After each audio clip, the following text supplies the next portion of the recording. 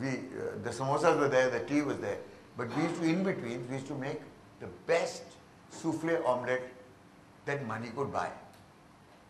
And a souffle omelette means that you whip 2 eggs until it's really frothy, and you cook the omelette on the fly, which is that you have to turn the omelette while it's still raw,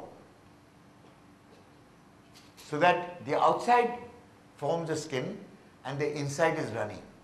And a lot of people who use how to turn the omelette. I said you have to turn it on confidence. There is no other way to turn a raw omelette. Is you have to make the outer skin firm enough for you to be able to turn it. But if you hesitate in that turning because you lack the confidence, you will break it. It will break, it will not turn cleanly. I said, and the trick of how to keep the omelette from getting brown and keep it golden is not to control the flame, is to control the pan on the flame. So you always move the pan, you never move the flame remains constant. And that is called, what our grandmothers taught us about cooking, is andaz. There is no substitute for andaz. Okay, it comes with experience, it comes with confidence, and it comes with great belief in yourself to make an omelette. It's damn difficult, trust me. So I had a young cook called Bala, who used to assist me. And at times when we were really rushed, we used to both sit there and make omelettes. And we used to compete with each other to see his omelette would come out better. And Bala became brilliant at it. And he specialized in the omelette. So I used to take time out and do other things.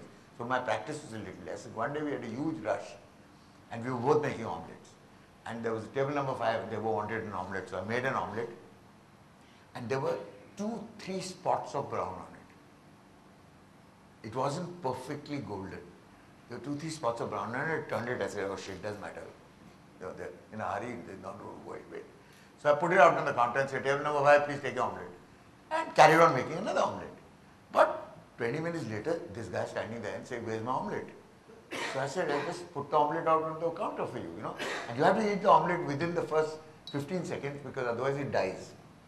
See, when it's fluffy like that and it's raw, if you watch it, it will actually die in front of you.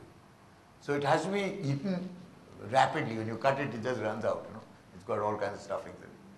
So he said, where's my omelette? I said, I just put it there. What happened to it? Somebody whacked his omelette. Kisne omelette there? Ye wo, trying to make a big noise about it, never found the omelette. About 2 hours later, I'm still worried about where the hell this omelette could have disappeared. When Bala turns around and says, sir, wo omelette na? I said, what about it? Maine phek diya. I said, what? He said, maine phek diya. So I said, where? He said, bin mein. So I look in the bin and sure enough, my dead omelette is lying there with on his back with his legs up in the air. You know?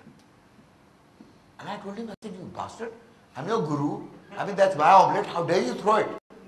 So he looks at me very sheepishly and says, sir, naam kharab ho jayega. Because there's 2 little dots of brown on it. I was so angry, I wanted to bash him. But then later I thought about it and I said, this guy deserves a promotion. I made him a manager the next day from an ordinary omelette cook.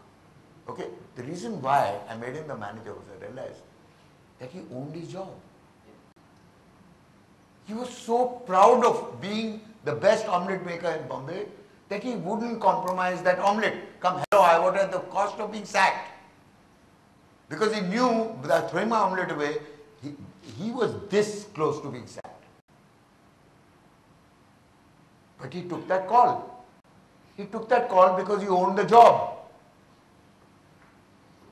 And I rewarded him and made him into a manager. He was the best manager I've ever had.